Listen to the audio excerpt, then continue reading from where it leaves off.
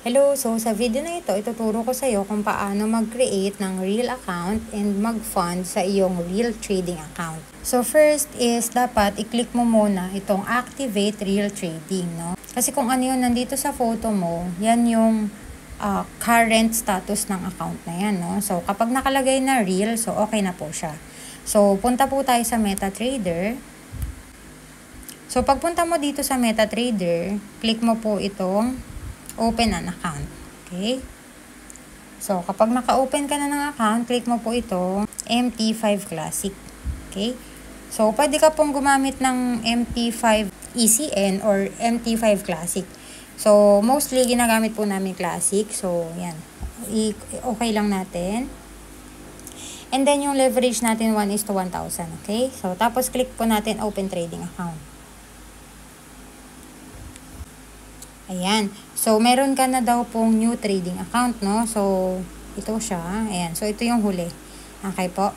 Kung gusto mo po pala na send account yung i-open mo, pwede mo pong i-click yung open account ulit. Tapos, account type po, ang i-click mo po yung MT5 cent. Okay? So, tas okay mo lang po. Tas yung leverage niyan, 1:1,000 ulit. So, example, sige ito. MT5 cent. Tapos, 1:1,000. So, ganyan po yung gagawin mo. Kung gusto mo, send account yung i-open mo. Okay? So, pero yung i-explain ko sa'yo ngayon, yung classic. Okay? So, i-close natin muna. So, hindi na natin siya i-open, no? Kasi meron na akong account na ganyan. Saka at the same time, hindi yan yung gagamitin ko na trading account ngayon. So, yung gagamitin natin is classic. Ibig sabihin, kung magkano yung ilalagay mo na fund dito, yun talaga yung real money mo. Okay? So, whenever you trade, 1:1 siya. So, sige po. Punta tayo sa settings. And then, pagpunta natin sa settings, click lang po natin yung trader password. Tapos, gawa ka ulit ng password mo. Alright, tapos, tignan mo kung tama pareho. Ayan, tapos save natin. So, pag-click mo ng save, ayan, so okay na siya. Pwede mo na siyang i-open sa MT5 mo, okay? So, sige, lagyan mo na natin ng fund. So, back natin. Ayan, so mag-fund na tayo, no? So, punta ka po dito, click mo po yung finance. Tapos, click mo po yung bank transfer. Tapos, Zota. And then, dito sa trading account, yan, i-click mo po dito kung anong trading account yung gagamitin natin, okay? So, ang gagamitin po natin na trading account is, ayan, so yung huli natin ginawa is ito po siya, okay? Tapos, okay mo lang. And then, pag na-click mo na kung anong trading account gagamitin mo, lagay mo dito kung how much yung ifo-fund natin. So, let's say, for example, 5,000. Tapos, pag scroll down mo lang dito, ayan, makikita mo na kung how much yung marireceive mo. Ibig sabihin, kapag naglagay ka daw po ng 5,000, ayan, so you will be receiving daw po $82. Okay, tapos click lang po natin yung continue. Ayan, so tapos click natin confirm. Punta ka po dito sa e-wallet, no? Kasi gagamitin natin GCash. So, piliin lang natin dito. Ito siya, GCash. Ayan. Tapos, pay with GCash. Yan. So, enter mo lang dito kung anong number yung gagamitin mo. Yung pagkukunan natin ng GCash fund. Yan. So, click lang natin yung next. Tapos, yung MPIN mo pag naglalagin ka. So, yan. Ayan. So, tas click lang natin tong pay. And then, click natin proceed. And okay na daw siya. Pumasok na. So, nakita mo, nag-notify na sa email. So, okay na yun. So, pag ganito na parang naghang na siya, back na lang natin. Kasi okay naman na pumasok na, nag-notify na sa email yun.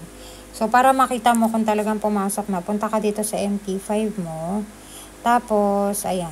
So, yan na. Pumasok na siya, yung total na $82. Ang gawin naman natin next is punta naman tayo sa MetaTrader 5 na application para makapag-login na tayo. Okay? So, tas makapag-trade ka na using this trading account. And then, settings. Tapos, click natin yung new account. And then, since Light Finance pa rin yun. So, yan. Tapos, dito sa server, click natin live. Okay, kasi real money na siya eh. So, tas na natin yung password. Okay. Ayan. So, lumabas na no, $82.15. Ayan siya. So, yan. Pwede ka na bang makapag-trade.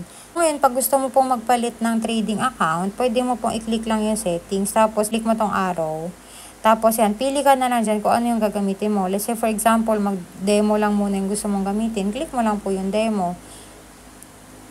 Yan. So, pag demo, punta ka uli sa settings, makikita mo may nakalagay dito na demo. So, ibig sabihin, kapag nag-place ka ng trade dito sa quotes, demo account yung ginagamit mo. Pero pag gusto mo naman na ilagay ulit sa reel, click mo ulit itong arrow, tapos live naman.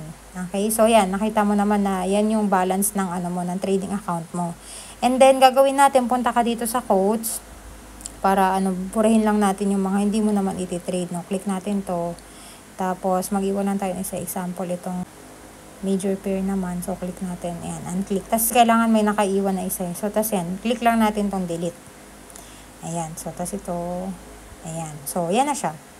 Malinis na siya, no? So, kung ano yung mga iti-trade mo na pairs, yun ulit yung lalabas dito. Okay? So, ganun lang. So, balik lang ulit tayo dito sa Light Finance account natin, no? So, reminder lang na kapag magre-reel account ka, kailangan verified yung account mo. Kasi, if hindi ka verified, you will not be able to withdraw money from Light Finance. Okay? So para ma-verify yung account mo, you have to click this, itong arrow na to, and then, click mo po yung verification. Yan. So, pag-click mo po ng verification, dapat verified itong lahat. Okay? So, itong email mo, yung phone number mo, lalo na itong dalawa, no? Yung identity verification, saka yung proof of address. Okay? So, when we say identity verification, ang maganda po i-submit dito is yung passport. Okay? So, sa proof of address naman, pwede mong i-upload naman dito is yung license mo. Okay? So, para makapag-upload ka, click mo lang po yung edit.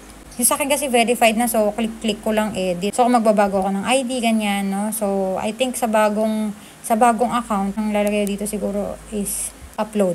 Okay? Sa proof of address, ganun din, no? So, let's say, for example, you don't have a passport, pwede mo po ilagay dito sa identity verification is license. Tapos sa proof of address, pwede naman po yung barangay certificate. Okay?